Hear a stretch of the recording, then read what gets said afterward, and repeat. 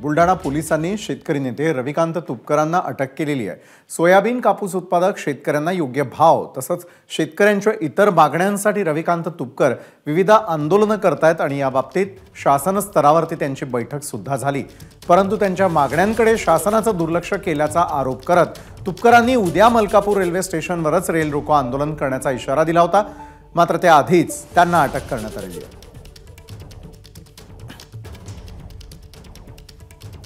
मला सरकारच्या मार्फत तुरुंगात टाकण्याचा प्रयत्न आहे असा माझा स्पष्ट आरोप आहे।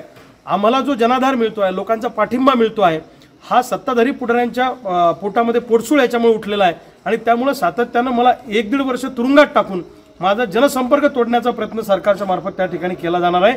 मी एकच सांगतो की मला अटक करून शेतकऱ्याचा आवाज दबणार नाही। रक्ताच्या शेवटच्या थेंबापर्यंत मी शेतकऱ्यांसाठी लढत राहणार आहे। हसत हसत फासावर जायची सुद्धा माझी तयारी आहे। एक गोष्ट सांगतो, उद्या मलकापुरातलं आंदोलन होणार म्हणजे होणार। शेतकरी कार्यकर्ते जाऊन रेल्वे रोको करणार म्हणजे करणार।